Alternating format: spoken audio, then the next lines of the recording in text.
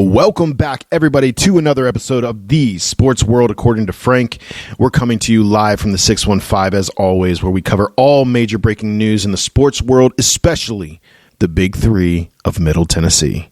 Home to the biggest fans of Nashville SC, Nashville Predators, and the Tennessee Titans. And when we say home to the fans, that's exactly what we mean. The three organizations, they all speak for themselves through the media and their social media platforms. So we wouldn't dare try to get in the minds or speak for players in the millions and millions of things that are going on in their minds before and after, but especially during an MLS, NHL, or NFL season. But the key word there is millions.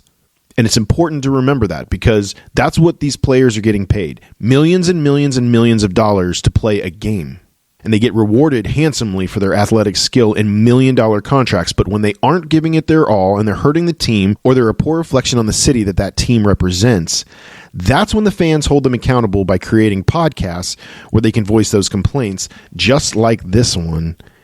Welcome, everybody, to the Sports World According to Frank. We can start with the Titans, which should be relatively short because they're on their bye week. And then we can move on to the Preds, who lost a heartbreaker 2 nights ago in overtime in Minnesota. That game was wild. No pun intended.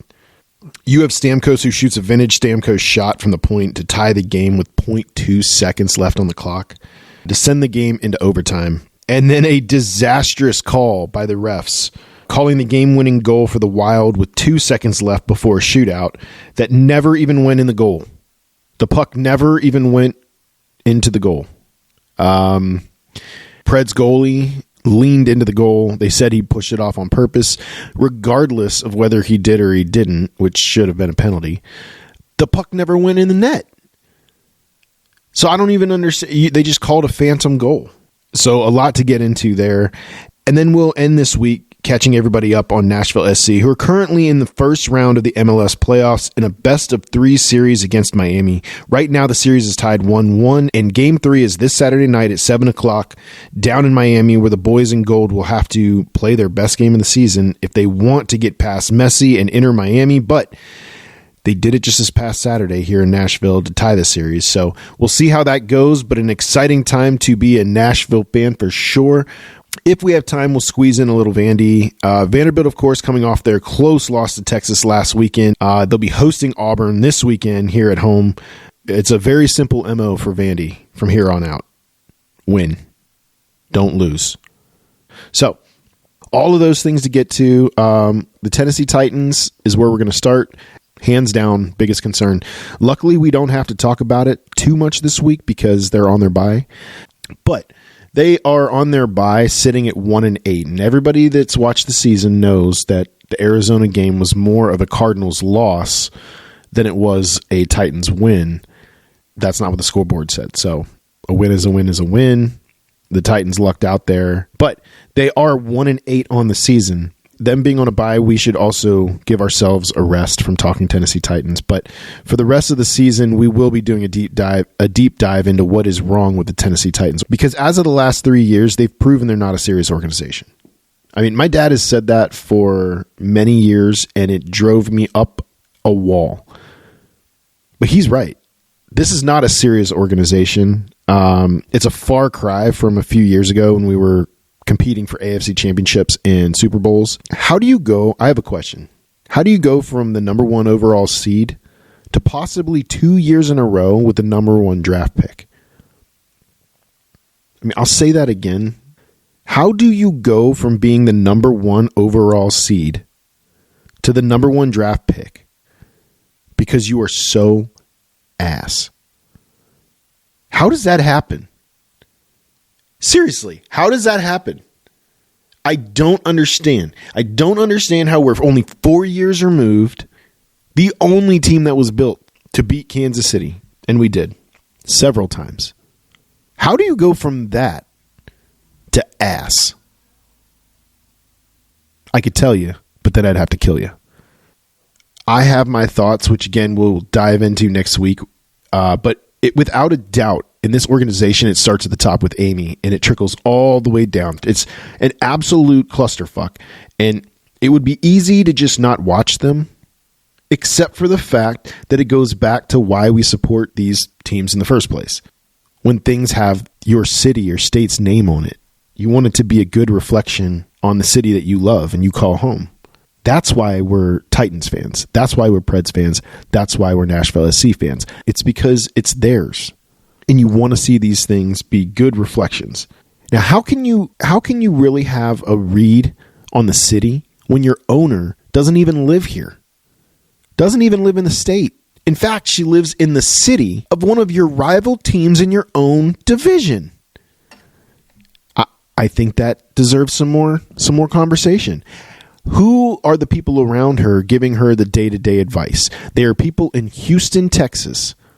Houston, Texas, home to the Houston Texans, who are AFC South rivals.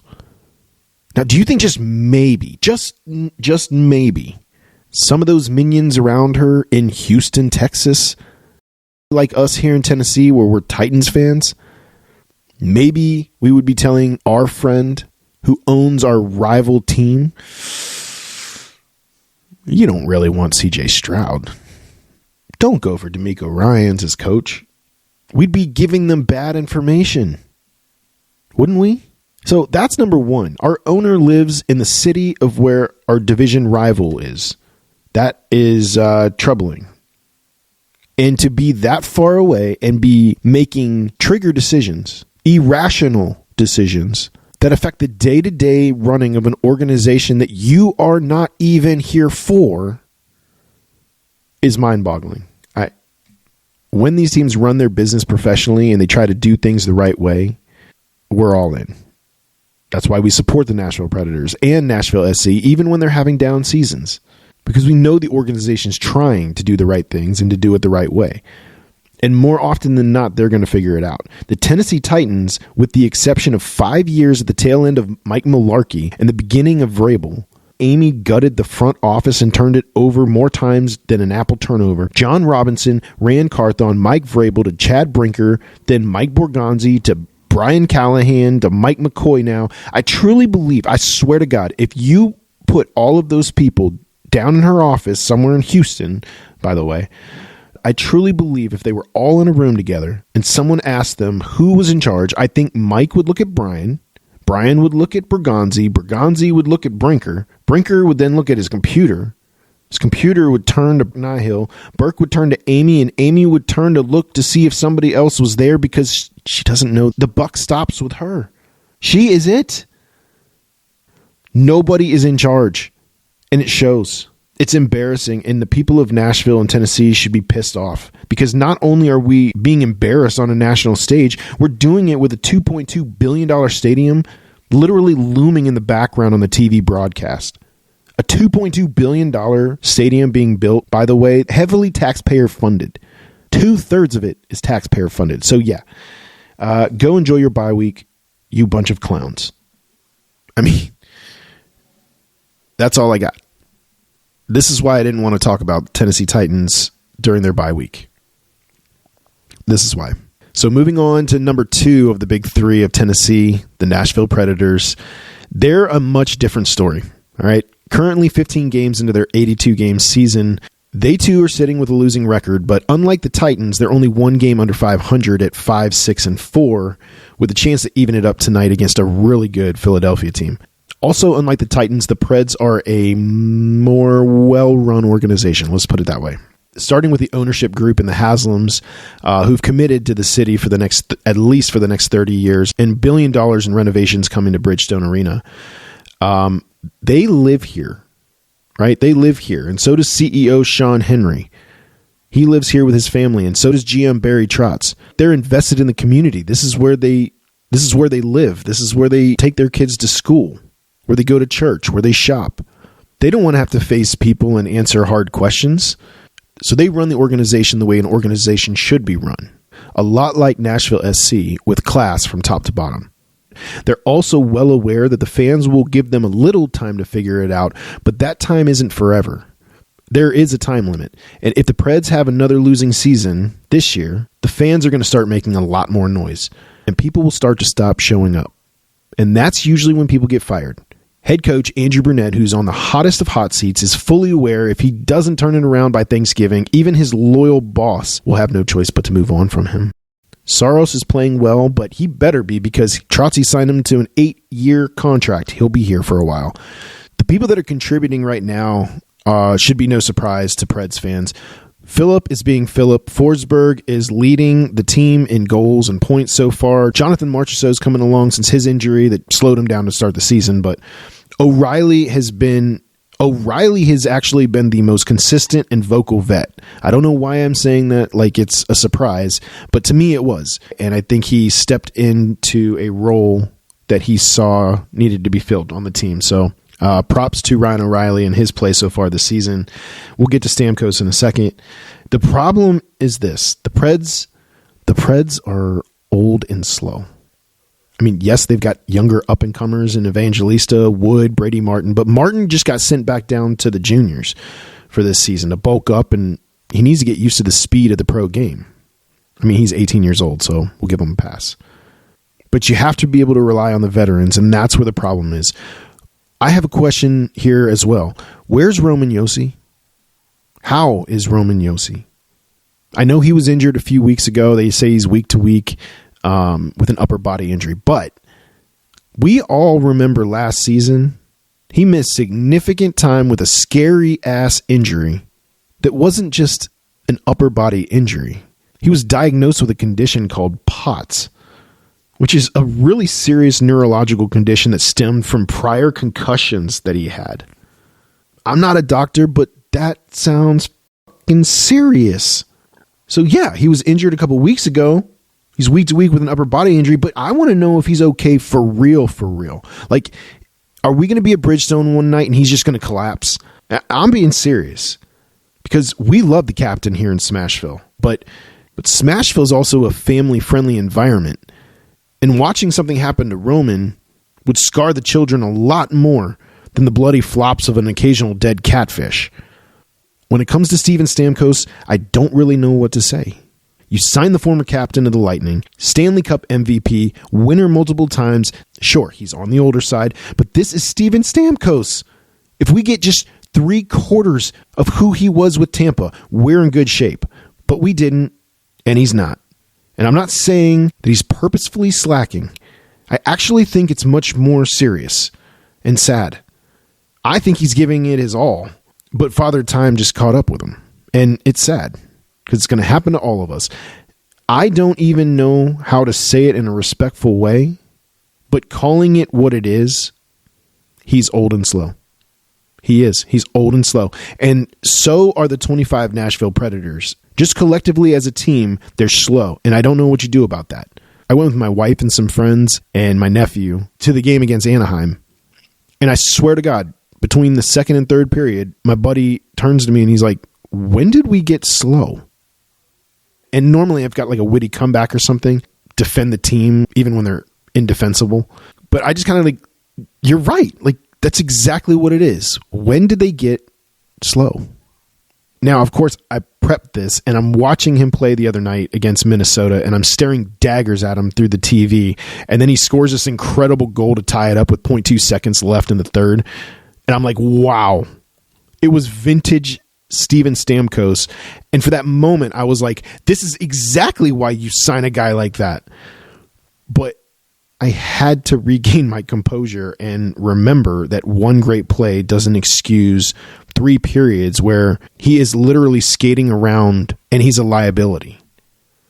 And I don't know what you do about that, because he's signed to a 4-year contract, and a lot like Saros, he's ours, unless a cup contender wants to come in and take him off our hands.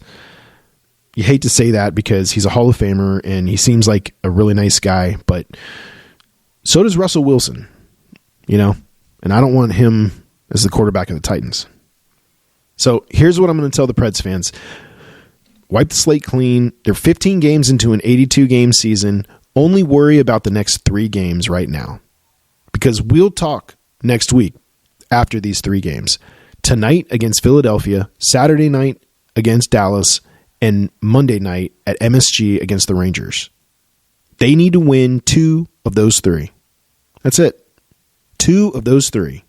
I'd like to see them get to even before we all gather again next week. If they don't turn it around by Thanksgiving, I think Coach Andrew Burnett is gone. That's my hot take for the week. But that'll be episode 4. So we'll find out.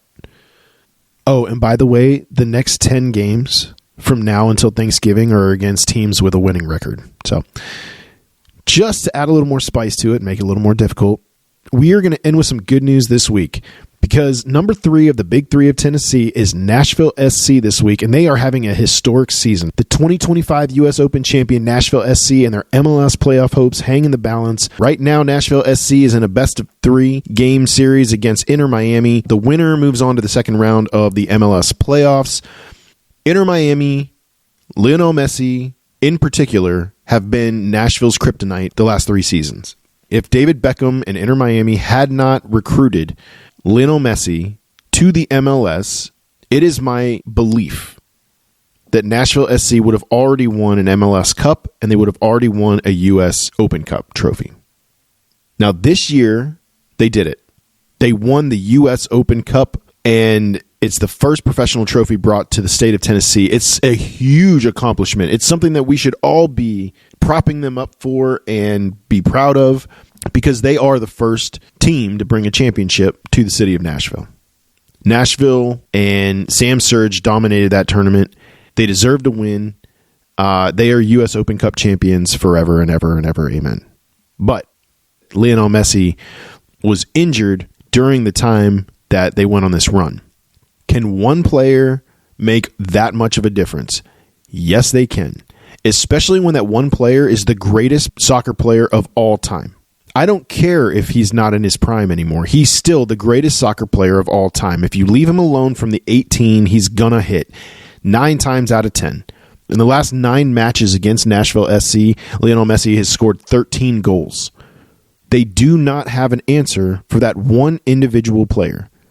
Now, while they had an amazing run in the U.S. Open Cup, the regular season wasn't as consistent. It took them a little bit longer than expected to get back on track, but they did get back on track, and they made a push towards the end of the season. Ironically, it was against Inter Miami. Inter Miami ends up winning the last game of the season 5-2, forcing Nashville to play Inter Miami in the first round of the 2025 MLS playoffs, and they no longer have home field advantage. So first game 2 weeks ago down in Miami, Miami wins. That takes us to this past weekend. Saturday night at Geodis Park for game 2. If Miami wins, they move on to the second round. Nashville season's over. A great season, like we said, U.S. Open Cup champs, but the season is over nonetheless. It will be Sam Surridge. 5 of 6 from the spot in the regular season. 7 of 8 all competitions for Nashville this year on penalties against the young Rocco Rios Novo. Surridge scores and gives Nashville the lead they so desired. Walker Zimmerman here is the key target for Nashville. Mukhtar floats it in, makes it through. It's Bauer. It's 2.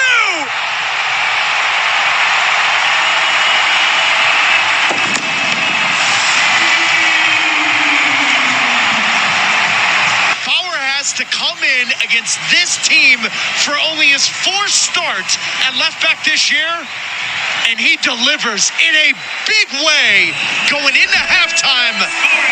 Oh no, released from him, and he scores! Messi again against Nashville. Miami back in the game. Hang on tight, here we go. DePaul knocking it in. Acosta, Mukhtar. It's over. Nashville hang on and force a game 3. That was the call from the game Saturday night right here in Geodis Park, where Nashville beats Inter Miami 2-1, forcing a game 3, a winner-take-all. Listen, a game 3 and a best of 3 is the same as a game 7. Anything can happen. It's 50-50. It doesn't matter where you are. Yes, it's going to be harder being in Miami, of course. Lionel Messi is going to be Messi. So you have to account for that. But Suarez just lost his appeal, and Suarez will not be on the field Saturday night against Nashville. So if you're Nashville, you take advantage of this. I don't care if you double team Messi. Messi gets no shots off from the 18. Not in this game. Not in this game. This is Nashville's chance for redemption. You still have players, guys who've been here from the inception, and to watch them be rewarded for all of their hard work and all of their loyalty over the years and building this organization into one of the better MLS organizations in just a short amount of time. It's something that reflects the city well, and we should all be proud of that. The people of Nashville should be throwing parties this weekend, and everybody should buy in. Nashville versus Inter Miami in Miami, Game 3, Saturday night. Let's go, you boys in gold. Go get it, man. Go get it. And that's going to do it for the first episode of the new season of the Sports World According to Frank. Thank you guys for tuning in. If you liked it, subscribe, hit that button, tighten up, go Preds. Let's go, you boys in gold. Look, this is why I didn't want to talk Titans on their bye week. You start pulling at that string and it just starts unraveling very quickly.